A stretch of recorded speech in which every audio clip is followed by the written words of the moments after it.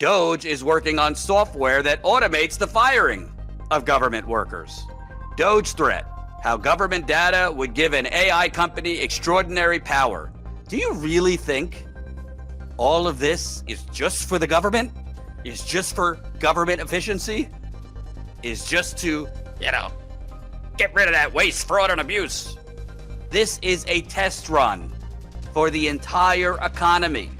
Hey, it's Jordan. I am in Flint, Michigan, East Palestine, Ohio, Tumwa, Iowa. Please support the only independent outlet on the ground covering what the corporate media covers up. It's Jordan with Status Coup. Obviously, there is a ridiculous amount going on. It's very hard to keep up with President Trump. One day he implements his insane tariffs that would frankly destroy the economy. Within 24 hours, he reverses or pauses insane tariffs, among all the other crazy shit he's doing. But Bernie Sanders, in his reaction to President Trump's State of the Union speech, he said something that I think has really gone under the radar. And I believe, if you're looking at all the chaos of Trump and Musk and the gutting of government, he said something and warned of something that I think is really, really the game here. And what he warned is what they're doing to government, it's not going to stop just at government workers. Let me show you first what Bernie Sanders said during his reaction to Trump's State of the Union speech. And here is something else Trump has been doing. For the past several weeks, he and his good friend Elon Musk, who was up there in the audience tonight, have been throwing hundreds of thousands of federal employees off their jobs. Now, I know some of you are saying, well, that's too bad, but that's the federal government, not me, it's not me, it's just those guys who work for the federal government. But I want you to think about this. Think about it for a moment. If Musk and his friends can arbitrarily throw federal workers out on the street today, what do you think that Musk and his fellow billionaires will be doing tomorrow when artificial intelligence and robotics explode in this country? Do you think they'll give a damn about you and your families? No, they will treat you exactly the way they're treating federal employees today. You will be out on the street as well. Whoa. Quote, arbitrarily, what do you think when Musk and his buddies arbitrarily throw federal workers out on the street today? What do you think him and his buddies will do when AI and robotics explode? Which Trump and the big tech feudalist vampires he has surrounded himself with have openly, they're not hiding it. They have said they want to, with a bazooka gun, deploy AI into not just government, the entire United States economy, which is already the economic Hunger Games, where you don't have much job security, where your health insurance to live for you and your children is thrive to having a job. Do you think they're just going to stop at government workers and deploying AI to find waste, fraud, and abuse? I want to pick up on what Bernie showed you and give you some headlines and details, because this is not just about government workers. This is coming for you. It is clearly just a preview of what these soulless vampire corporate Neanderthals want to do to the American worker. So Bernie warned of it. Well, let's show you what's going on already with DOGE and their deployment of AI. Headline, this is from Drop Site News. U.S. State Department launching Catch and Revoke, an AI-driven initiative to cancel the visas of foreign nationals who, quote, appear to support Hamas or other designated terror groups, reports senior State Department officials. Yeah, so much for that whole Republicans being the party of free speech. Let's use AI to get rid of protesters who, quote, support Hamas. A single social media post from a foreign national that appears to endorse the attack on Israel and looked pro-Hamas could be grounds for visa revocation. And who's going to decide that? Not a human. AI. Putting aside the free speech implications. AI is going to decide who gets deported for free speech. Moving forward, it's not just that. This was in response to the send us your 5 bullets email to government workers that Musk sent out. DOGE will use AI to assess the responses of federal workers who were told to justify their jobs via email. Obviously, that email created chaos, and some government agencies' bosses told their workers not to respond, while others told them to respond.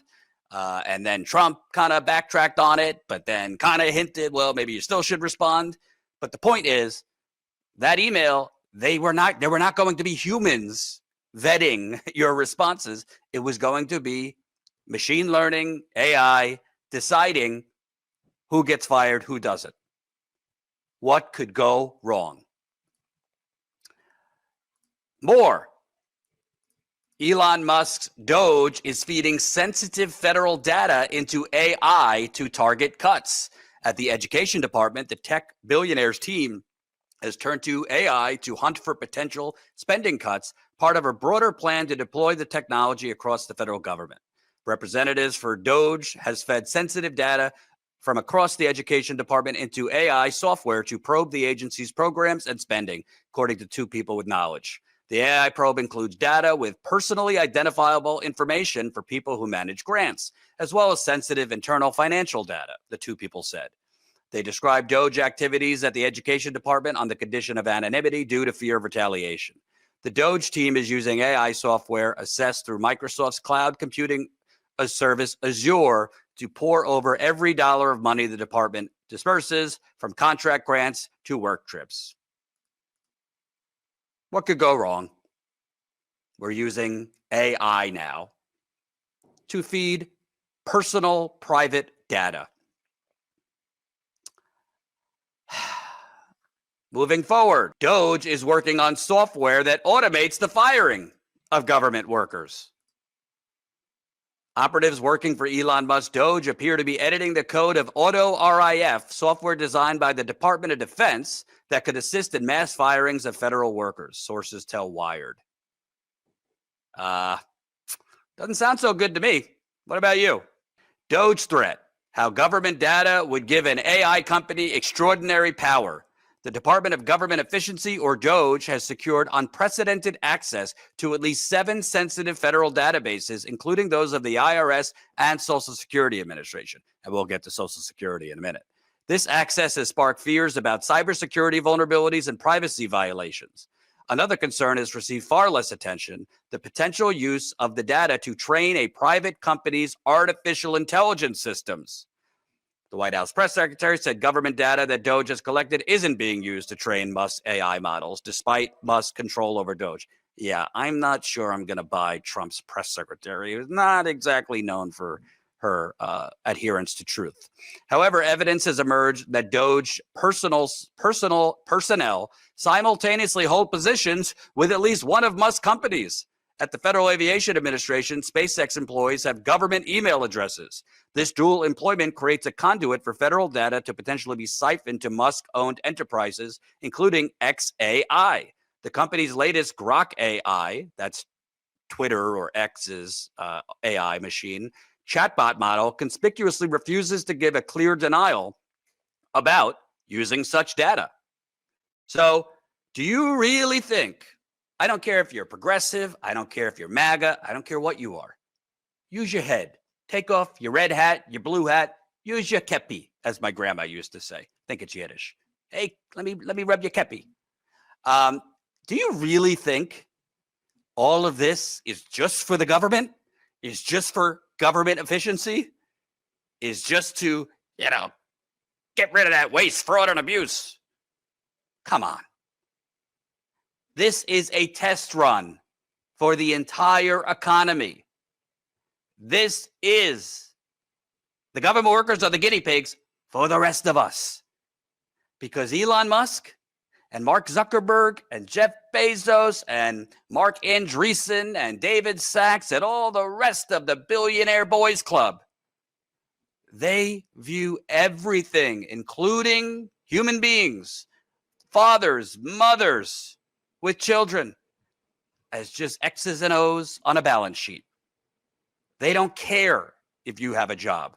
They don't care if you have health insurance. They don't care if you're facing eviction. They don't care if you can't pay your medical bills or even get health care. They don't care if you end up homeless, because they want to rule a dystopian 1984 Orwellian tech dome, for lack of better phrasing. And there will be winners and losers, i.e. the social Darwinism that uttered in under Reagan. And as Michael Douglas said, greed is good.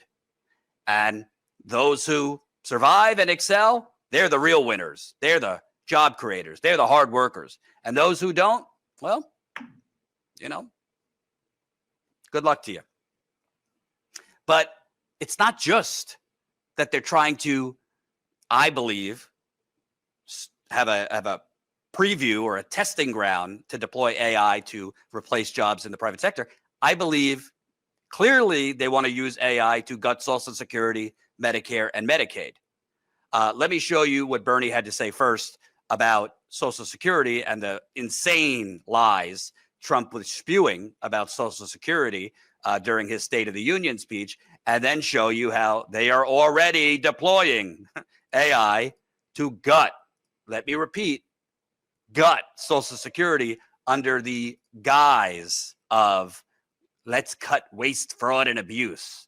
And tonight, just tonight, Trump claimed that millions of dead people between the ages of 100 and 360, I guess, were collecting Social Security checks.